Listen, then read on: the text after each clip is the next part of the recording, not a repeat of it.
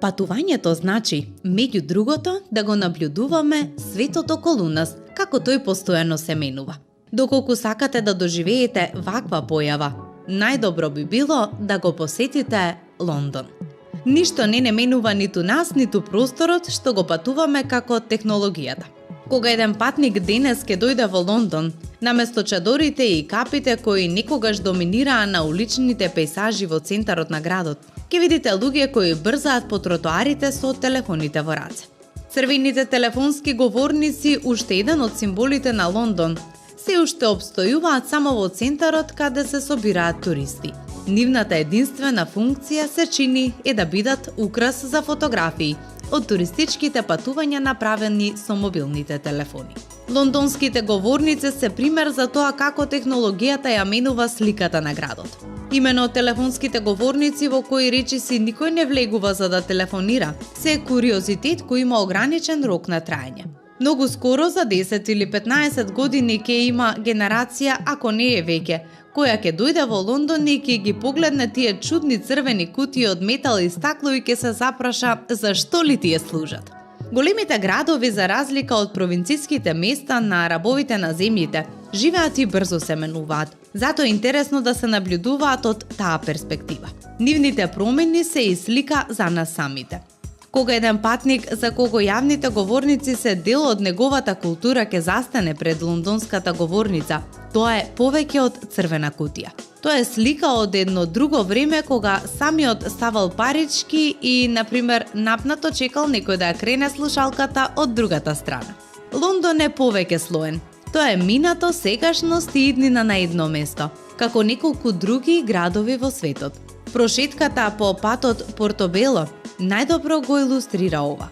Некогаш само еден од пазарите во Лондон, по филмот Notting Hill со Джулија од 1999 година, полека но сигурно им го отстапува местото на модерните дизајнерски продавници, со интериери дизајнирани од познати архитекти. Сепак, пазарот не исчезнува. Половна облека, почнувајќи од кабаниците на барбери и од времето кога се уште се произведуваа во Англија, а не во Кина, до прекрасните тропски блузи од кралската морнарица, се уште може да се најдат на патот Портобело.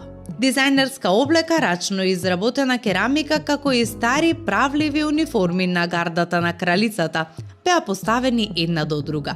Пазарот е стар, а дизајнерските бутици млади. Како и се што живее, така и на пазарот ќе му дојде крајот. Пазарот е стар не само затоа што продава стари работи во продавници кои биле дизајнирани со хаотично фрлање работи, туку и според зборовите на луѓето кои работат во тие складишта на спомени. На пазарот има претежно постари луѓе кои зборуваат на необичен, а понекогаш и тешко разбирлив англиски јазик на лондонските предградија, додека во бутиците работат млади луѓе од целиот свет. Она што Лондон го наследил од минатите векови кога бил центар на империите каде сонцето никогаш не заоѓа, е космополитскиот дух. Сите јазици на светот, раси, религии живеат и работат во тој голем град и го создаваат неговиот живот и неговите промени. Треба да дојдете во Лондон еднаш, втор пат, трет пат, колку што можете.